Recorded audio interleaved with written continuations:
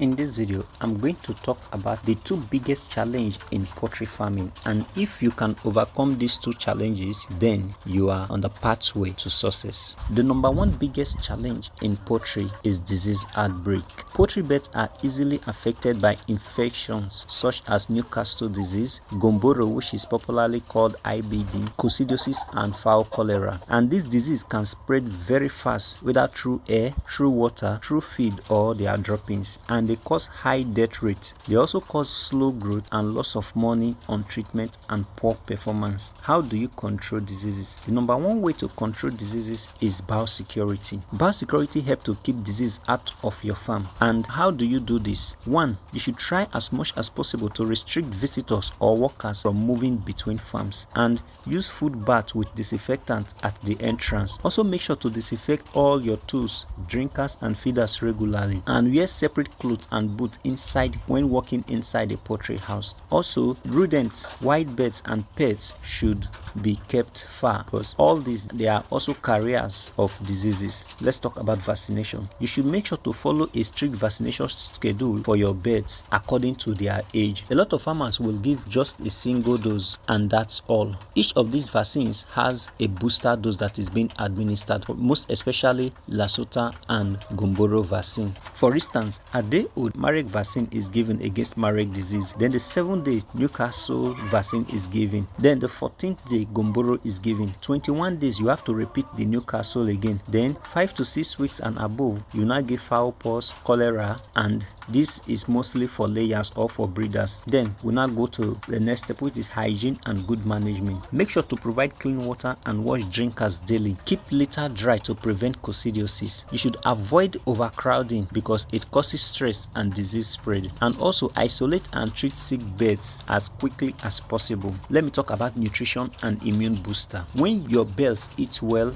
and you give them good feed that is rich in vitamin, they will grow well and meet optimum production. So make sure to give balanced feed and vitamins, especially during vaccination or stress. And another thing that you can do is that you can use herbal mixtures like garlic, ginger, neem, or bitter leaf juice to boost resistance naturally. So instead of using this organic for treatment, you can then use them for prevention. Then the second biggest challenge faced is how to control feed cost. Talking about feed cost, it takes about 70 to 80% of the total cost of production. So in order to control the feed cost, you can learn or get a nutritionist to help you mix your own feed using local ingredients such as maize, sorghum, PKC, fish meal, bone meal, and many others. Use feed formulation apps or calculators to balance nutrients correctly. But if you know you cannot do this, then stick to the commercial feed. You can also use local feed resources. For example, you can replace part of the expensive ingredients with cheap local alternatives. Like maize, for instance, now you can substitute maize with cassava peels, plantain peels, or yam peels, which are dried and grounded. Then when you talk about protein source, you can also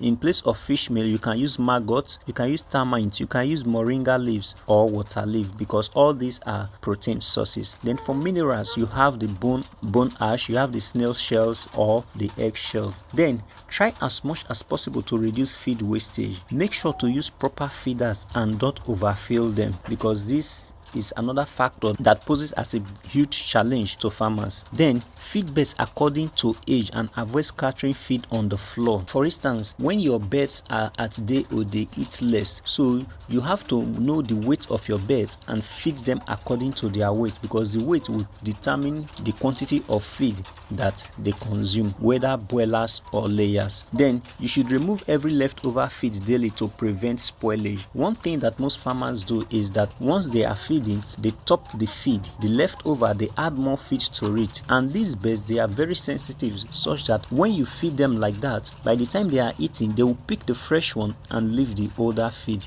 there for you. So, and this will thereby will cause feed wastage. So make sure to remove the leftover feed daily to prevent spoilage. You have to improve feed conversion ratio. Make sure that you keep your birds healthy, because sick birds will waste feed. Then provide cool, clean clean water at all time. And another thing that you can do is to add natural growth promoters, which is garlic, ginger, pawpaw leaf extract, as I have mentioned earlier. Then you should maintain the correct brooding temperature and ventilation for better digestion. I believe you've gotten tangible information that will help, and if you can control these two factors in farming, then you are on the way to making huge profits. I believe you've gotten tangible information from this video. Please help me to grow my channel by clicking the subscribe button, turn on the bell icon, give this video a like, drop your questions in the comment section, and share for others to benefit. Thanks.